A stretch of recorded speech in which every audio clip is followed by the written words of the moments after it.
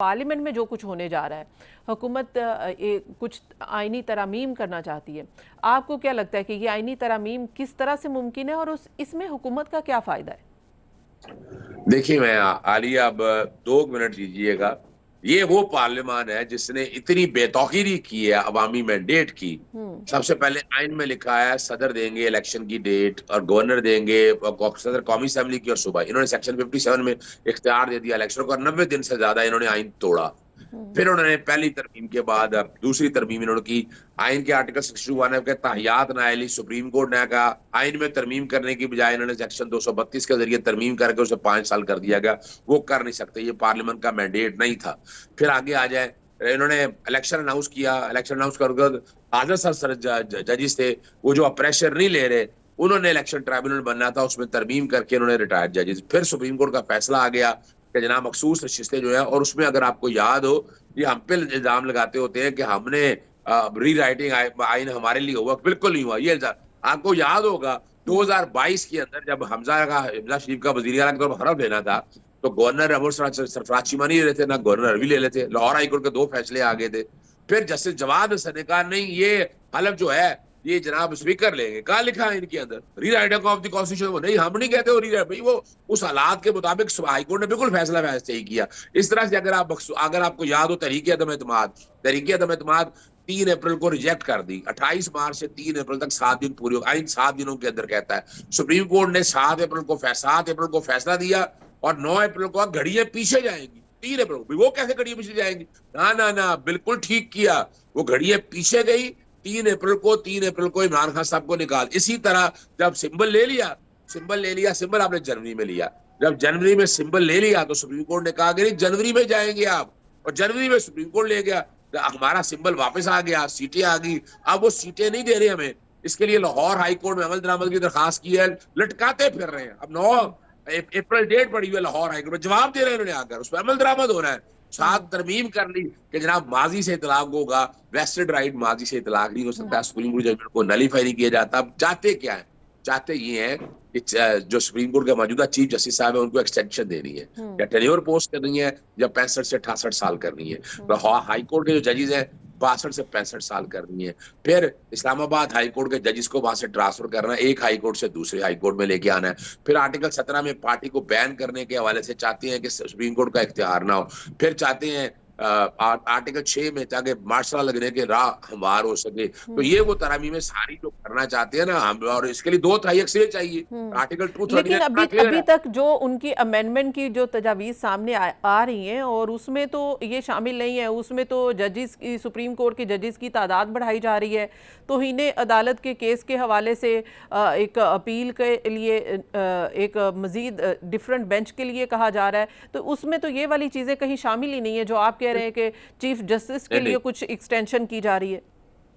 अच्छा, ये constitutional amendment है आप, और इसका मैं आपसे थोड़ी सी बात बता दूं। आर्टिकल 239 है, अगर कौमी असेंबली में पेश किएंगे 2/3 अक्सरियत चाहिए। 336 में इनके पास है नहीं 2/3 अक्सरियत। फिर उसके बाद सेनेट में जाएगी, सेनेट में 100 में से 2/3 अक्सरियत 67 है, वो इनके पास है नहीं।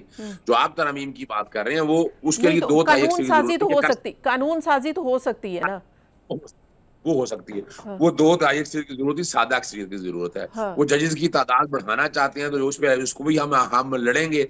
जजेस की तादाद अगर बढ़ानी है तो वो जाए सेशन कोर्टों के अंदर, हाई कोर्ट में जहां खाली पड़ी हुई है सीटें। सुप्रीम कोर्ट में मैंने बकायदा सर्वे कराया था, 51% ने कहा कि निचली कोर्टों में, 38% ने कहा कि जनाब हाई कोर्ट के अंदर, 11% ने सिर्फ कहा कि सुप्रीम कोर्ट के अंदर। तो अगर ये बढ़ाने की कोई, यानी जजेस की तादाद बढ़ाने की बात की जाएगी, वो बिल्कुल हम चैलेंज भी करेंगे कि नहीं, कोई जरूरत नहीं है, वेस्टेज ऑफ मनी है।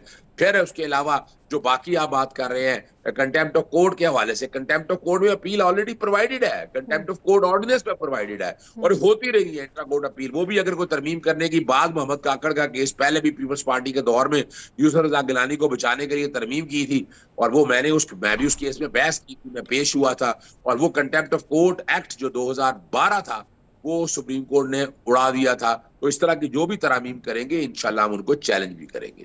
मैं तो अगर मेरी बात कह रहे हैं चूंकि इमरान खान साहब असूलों की जंग लड़ रहे हैं, मैं तो एक सियासी बात भी करता रहा हूँ कि पाकिस्तान पीपल्स पार्टी से इत्तेहाद करना चाहिए था हुकूमत बनाने के लिए। मौलाना साहब बड़े इंपॉर्टेंट हो गए हैं हुकूमत के लिए, जो कि नाराज़ थे, पुराने हलीफ थे, और अब वो इम्पोर्टेंट हो गए। सदर पाकिस्तान से लेकर वज़ीर आज़म साहब उनके दर पर जा रहे हैं।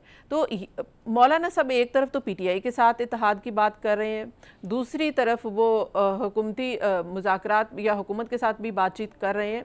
तो मौलाना साहब का कितना पीटीआई की तरफ रुझान है, या कमिटेड कितने हैं पीटीआई के साथ कि क्या वो इस इत्तेहाद में आना चाहते हैं?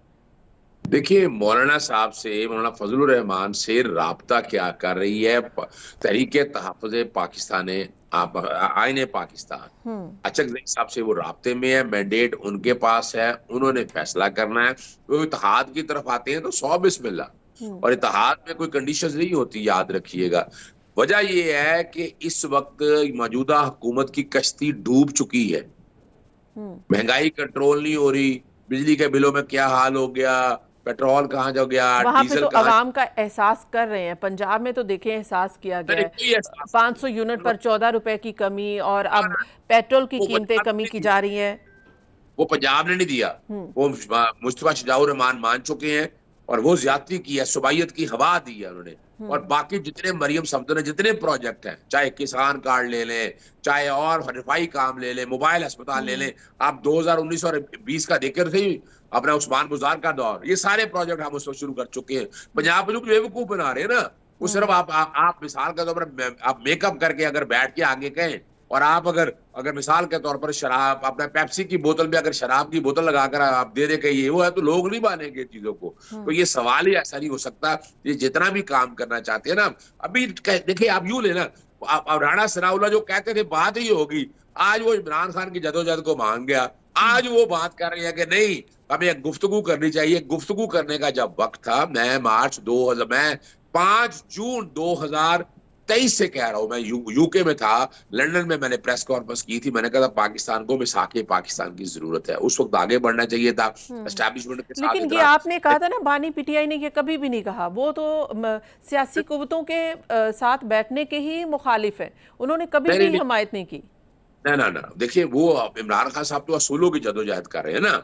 हमेशा याद रखिएगा, रिसीविंग एंड पे जो बैठा है ना, ये हुकूमत का काम था। अब हुकूमत मुज़ाकरात के लिए आ रही है ना, ये आज क्यों आ रही है, उस वक्त क्यों नहीं आई? कि जब एस्टैब्लिशमेंट एक सियासी जमात को खत्म करने के पीछे लगी हुई थी, तो उस वक्त क्यों नहीं आई? उस वक्त चूंकि एजेंडा इनका था, फ्रंट पे ये किया, टाइम इन्होंने जाया किया, हमने नहीं वक्त जाया किया। उस वक्त इन्हें आगे आना चाहिए था। बल्कि मैं तो अगर मेरी बात कह रहे हैं, चूंकि इमरान खान साहब असूलों की जंग लड़ रहे हैं, मैं तो एक सियासी बात भी करता रहा हूँ कि पाकिस्तान पीपल्स पार्टी से इत्तेहाद करना चाहिए था हुकूमत बनाने के लिए। लेकिन इमरान खान साहब ने हाई